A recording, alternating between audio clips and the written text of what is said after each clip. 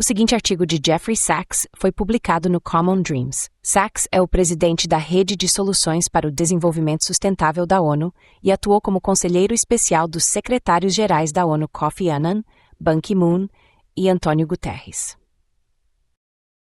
A América é um país de indubitáveis vastas forças, tecnológicas, econômicas e culturais, mas seu governo está falhando profundamente com seus próprios cidadãos e com o mundo. A vitória de Trump é muito fácil de entender. Foi um voto contra o status quo. Se Trump irá consertar, ou mesmo tentar consertar, o que realmente aflige a América, ainda está por ver. A rejeição do status quo pelo eleitorado americano é esmagadora. Segundo a Gallup, em outubro de 2024, 52% dos americanos disseram que eles e suas famílias estavam em pior situação do que há 4 anos, enquanto apenas 39% disseram que estavam em melhor situação e 9% disseram que estavam mais ou menos na mesma. Uma pesquisa nacional da NBC em setembro de 2024 descobriu que 65% dos americanos disseram que o país está no caminho errado, enquanto apenas 25% disseram que está no caminho certo. Em março de 2024, de acordo com a Gallup, apenas 33% dos americanos aprovavam a forma como Joe Biden lidava com os assuntos externos. No centro da crise americana está um sistema político que não consegue representar os verdadeiros interesses do eleitor americano médio. O sistema político foi corrompido por grandes quantias de dinheiro há décadas, especialmente quando a Suprema Corte dos Estados Unidos abriu as comportas para contribuições de campanha ilimitadas. Desde então, a política americana se tornou um brinquedo de doadores super ricos e lobbies de interesses restritos, que financiam campanhas eleitorais em troca de políticas que favorecem interesses particulares em vez do bem comum. 2 grupos controlam o Congresso e a Casa Branca. Indivíduos super ricos e grupos de pressão com foco em uma única questão. O mundo assistiu boquiaberto enquanto Elon Musk, a pessoa mais rica do mundo, e sim, um brilhante empreendedor e inventor, desempenhou um papel único ao apoiar a vitória eleitoral de Trump, tanto por meio de sua vasta influência na mídia, quanto por financiamento. Inúmeros outros bilionários contribuíram para a vitória de Trump.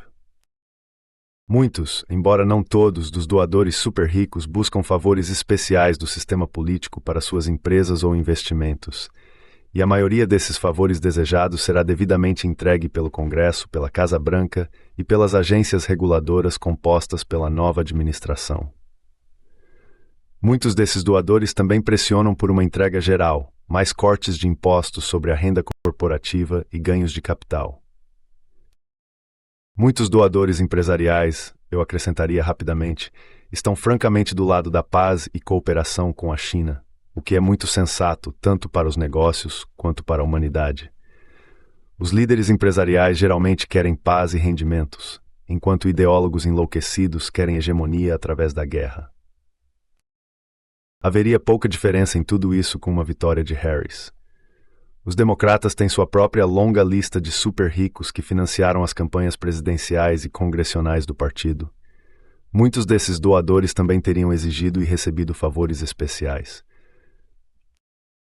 Reduções fiscais sobre a renda de capital têm sido devidamente concedidas pelo Congresso há décadas, independentemente de seu impacto no crescente déficit federal, que agora está em quase 7% do PIB, e independentemente de que a renda nacional pré-impostos dos Estados nas últimas décadas tenha se deslocado fortemente em direção à renda de capital e afastado da renda do trabalho.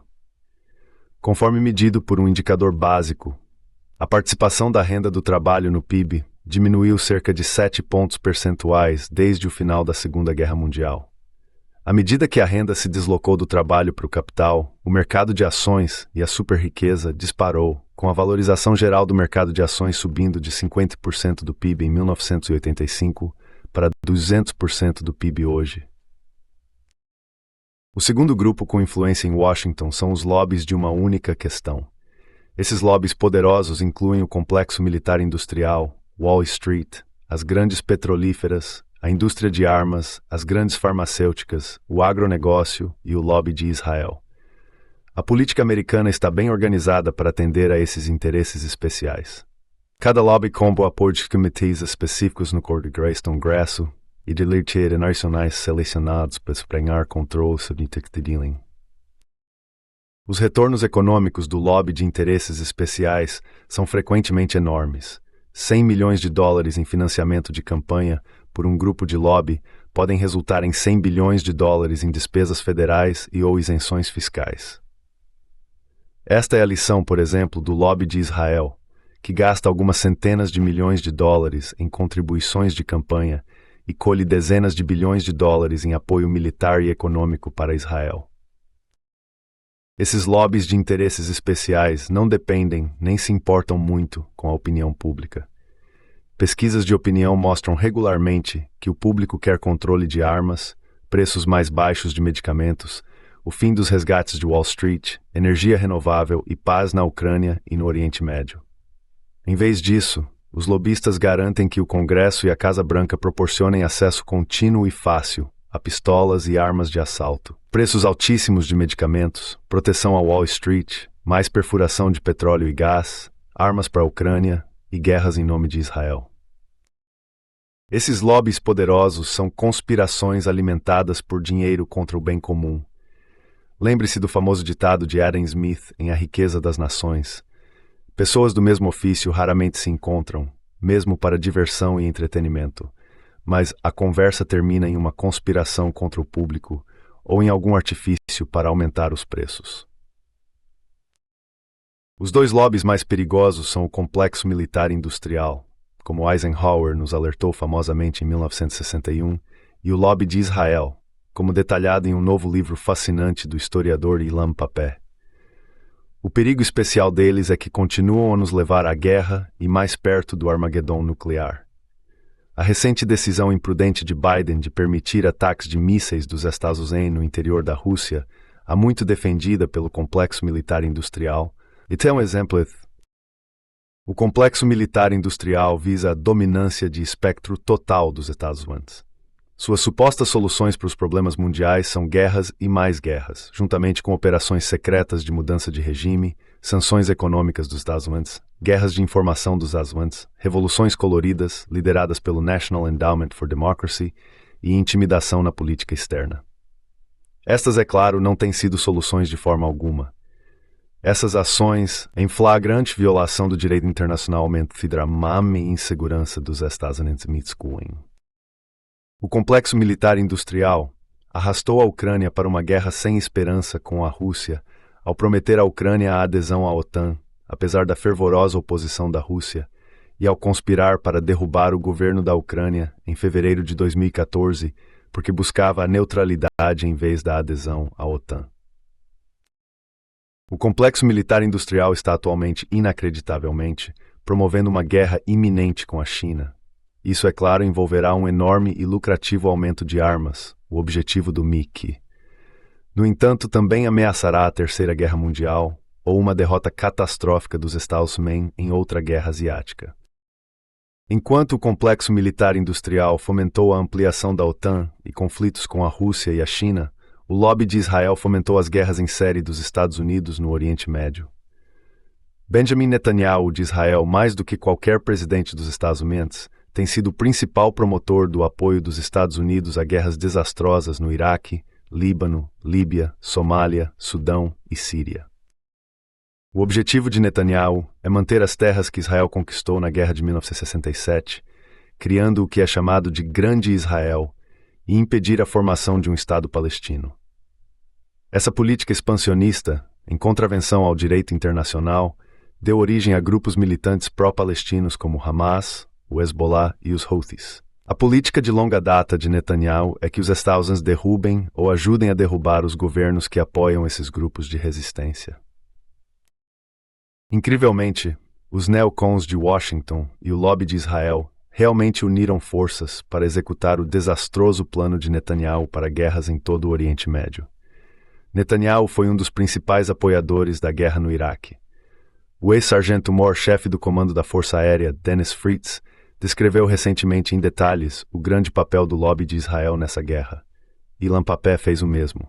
De fato, o lobby de Israel tem apoiado guerras lideradas ou apoiadas pelos Estados Unidos em todo o Oriente Médio, deixando os países alvo em ruínas e o orçamento dos Estados Unidos profundamente endividado. Enquanto isso, as guerras e os cortes de impostos para os ricos não ofereceram soluções para as dificuldades dos americanos da classe trabalhadora. Como em outros países de alta renda, o emprego na manufatura nos Estados Unidos caiu drasticamente a partir da década de 1980, à medida que os trabalhadores de linha de montagem foram cada vez mais substituídos por robôs e sistemas inteligentes. O declínio na participação do trabalho nos Estados Unidos tem sido significativo e, mais uma vez, é um fenômeno comparado com outros países de alta renda. Ainda assim, os trabalhadores americanos foram especialmente atingidos. Além das tendências tecnológicas globais subjacentes que afetam empregos e salários, os trabalhadores americanos foram prejudicados por décadas de políticas antissindicais, aumento dos custos de mensalidades e saúde e outras medidas contra os trabalhadores. Nos países de alta renda do norte da Europa, o consumo social, saúde pública, educação, habitação e outros serviços públicos e altos níveis de sindicalização têm sustentado padrões de vida decentes para os trabalhadores. Não é o caso nos Estados Unidos. Ainda assim, isso não foi o fim. Os custos crescentes dos cuidados de saúde, impulsionados pelas seguradoras de saúde privadas, e a ausência de financiamento público suficiente para o ensino superior e opções online de baixo custo, criaram um movimento de pinça, apertando a classe trabalhadora entre salários em queda ou estagnados de um lado e custos crescentes de educação e saúde do outro. Nem os democratas nem os republicanos fizeram muito para ajudar os trabalhadores.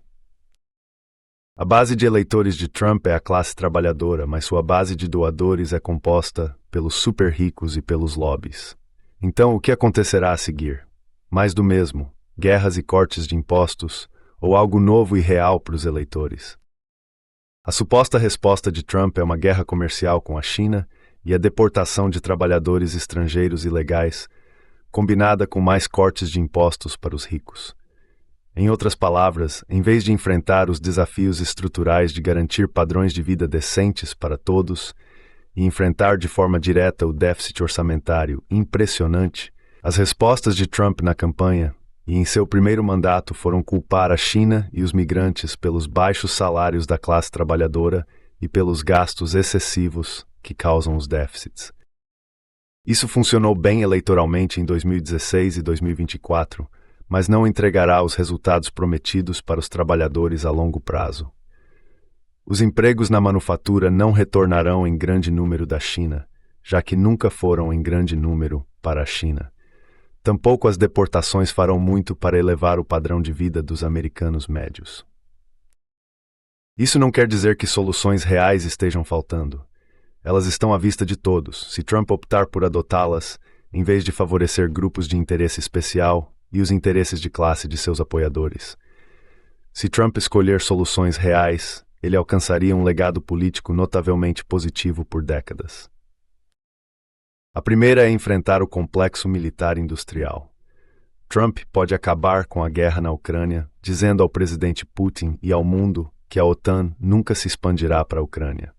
Ele pode acabar com o risco de guerra com a China, deixando claro que os Estados Unidos respeitam a política de uma China e, como tal, não interferirão nos assuntos internos da China, enviando armamentos para Taiwan contra as objeções de Pequim, e não apoiará a de secessão.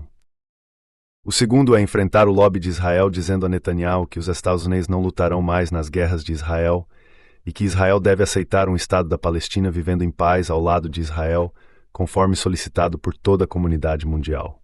Este é, de fato, o único caminho possível para a paz entre Israel e Palestina e, de fato, para o Oriente Médio.